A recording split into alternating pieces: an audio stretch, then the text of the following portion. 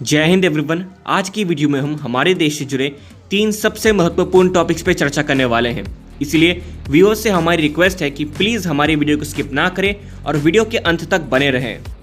सबसे पहले रक्षा मंत्री श्री राजनाथ सिंह ने रक्षा अधिग्रहण परिषद की बैठक की अध्यक्षता की, जिसमें 1.45 लाख करोड़ रुपए के 10 पूंजी अधिग्रहण प्रस्तावों को मंजूरी दी गई।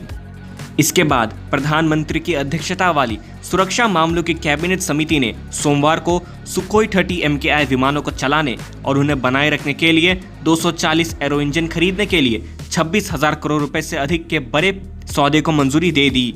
ये सौदा ऐसे समय में किया गया है जब भारतीय वायुसेना सिर्फ 30 लड़ाकू स्क्वाड्रनों से जूझ रही है, जबकि चीन और पाकिस्तान के दोहरे खतरे से निपटने के लिए कम से कम 42 स्क्वाड्रनों की जरूरत है।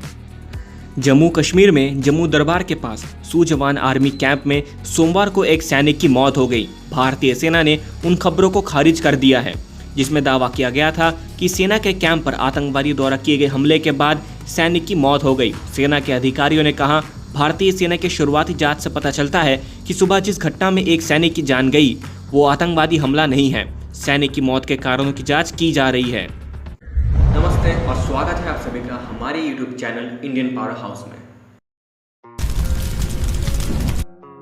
रक्षा मंत्रालय ने घोषणा की कि रक्षा अधिग्रहण परिषद DAC ने मंगलवार को 145 लाख करोड़ रुपए के सैन्य हार्डवेयर की खरीद को मंजूरी दे दी है, जिससे देश की रक्षा तैयारी को तेज किया जा सके, जिसमें स्थानीय स्तर पर निर्मित भविष्य के लिए तैयार लड़ाकू वाहन FRCV, वायु रक्षा अग्नि नियंत्रण रडार, विमान और तेज आक्रमण तथा ऑफशोर पेट्रोल वेसल शामिल होंगे। FRCV सरकार द्वारा स्वीकृत परियोजनाओं का केंद्र बिंदु है। भारतीय सेना लगभग 60,000 करोड़ रुपए की लागत से आर्मर्ड कॉर्प्स के आधुनिकीकरण के लिए 1,770 FRCV, ये प्लेटफॉर्म एक भविष्य के युद्धक टैंक के रूप में होगा, को शामिल करने की योजना बना रही है। रक्षा मंत्रालय ने एक बयान में कहा, टैंक बेड़े के आधुनिकीकरण के लिए FRCV की खरीद के प्रस्ताव को मंजूरी दे दी गई है। ये बेहतर गतिशीलता, सभी इलाकों में काम करने की क्षमता, बहुस्तरीय सुरक्षा, सटीकता, घातक मारक क्षमता और वास्तविक समय की स्थिति के बारे में जानकारी वाला एक भविष्य का मुख्य युद्धक टैंक होगा। रक्षा खरीद नीति के तहत स्वदेशीकरण के लिए भारतीय IDDM श्रेणी अधिग्रहण की सबसे महत्वपूर्ण श्रेणी है। IDDM का मतलब है स्वदेशी रूप से डिजाइन, विकसित और निर्मित। मंत्रालय ने बताया कि DAC ने हवाई लक्ष्यों का पता लगाने, उन पर नजर रखने और उन्हें निशाना बनाने के लिए वायु रक्षा अग्नि नियंत्रण रडार की खरीद को मंजूरी दे दी है।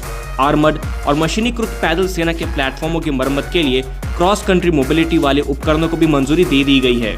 फॉरवर्ड रिपेयरिंग ट्रैक्ट को आर्मर्ड व्हीकल्स निगम लिमिटेड के द्वारा प्रोड्यूस किया जाएगा, जो कि एक नया डिफेंस कंपनी है जो पिछले 3 सालों पहले ऑर्डिनेंस फैक्ट्री बोर्ड OFB से निकलकर बनाया गया था। एक लंबा इंतजार करते हुए रिफॉर्म के तहत देश के डिफेंस मैन्युफैक्चरिंग सेक्टर में। मंत्रालय के एक अधिकारी ने बताया, एरो इंजन में 54% से अधिक स्वदेशी सामग्री होगी, जो कुछ प्रमुख घटकों के स्वदेशीकरण के कारण बढ़ गई है। इंजन का निर्माण HAL के कोरापुट डिवीजन में किया जाएगा। इन एरो इंजनों की डिलीवरी 1 वर्ष बाद शुरू होगी तथा पूरा ऑर्डर 8 वर्षों में पूरा किया जाएगा। भारतीय वायुसेना के पास फिलहाल 259 सुखोई है, जिनमें से अधिकांश का निर्माण रूस से $12 बिलियन से अधिक की लागत से HAL द्वारा किया गया है, जो इसके लड़ाकू बेड़े की रीढ़ है। पिछले कुछ वर्षों में दुर्घटनाग्रस्त हुई सुखोई विमानों की जगह लेने के लिए 12 नए सुखोई विमानों के साथ संबंधित उपकरणों का ऑर्डर करीब 11,500 करोड़ रुपए में दिया जा रहा है। फरवरी में CCS ने भारतीय वायुसेना के बेड़े में शामिल लगभग 60 MiG-29 लड़ाकू विमानों के लिए 5,300 करोड़ रुपए की लागत के नए इंजनों को भी मंजूरी दे दी थी, जिनका निर्माण भी रूसी सहयोग से HAL द्वारा किया जाएगा। भारतीय वायुसेना अब लागत कम करने और स्वदेशी सामग्री को बढ़ाने के लिए पहले के टुकड़ों में ऑर्डर देने के बजाय थोक में एरो इंजन का ऑर्डर दे रही है। एक लड़ाकू विमान के संचालन के दौरान इंजन को कम से कम 2 से 3 बार बदलने की जरूरत होती है। अधिकारियों के मुताबिक सुखोई भारतीय वायुसेना के रणनीतिक रूप से सबसे महत्वपूर्ण बेड़े में से एक है। एरो इंजन की आपूर्ति से बेड़े की आवश्यकताओं की पूर्ति होगी, जिससे निबार्द संचालन जारी रहेगा और देश की सुरक्षा तैयारियां मजबूत होंगी।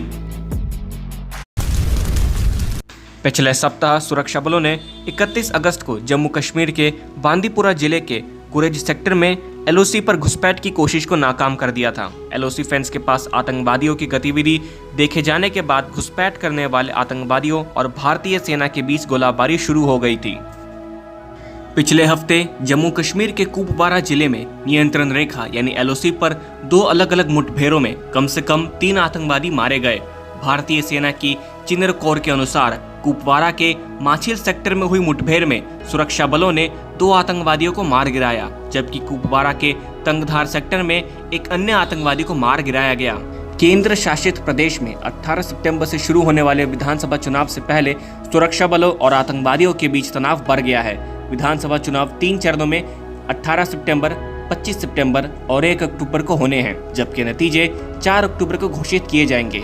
पिछले 3 महीनों में सुरक्षा बल जम्मू कश्मीर में आतंकवाद विरोधी अभियान चला रहे हैं। विधानसभा चुनाव से पहले सुरक्षा बल हाई अलर्ट पर है। समाचार एजेंसी पीटीआई के अनुसार चुनाव ड्यूटी के लिए जम्मू कश्मीर में अर्धसैनिक बलों की लगभग 300 कंपनियां तैनात की गई है। And that concludes today's video informative लगी हो तो लाइक कीजिएगा, चैनल पे नहीं तो सब्सक्राइब कीजिएगा और बेल आइकन की घंटी दबाना मत भूलिएगा, ताकि आप हमारे देश से जुड़े ऐसे इन्फॉर्मेटिव वीडियोस मिस ना करें। और तब तक मैं मिलूंगा आप लोगों से नेक्स्ट वीडियो में। तब तक के लिए जय हिंद, जय भारत।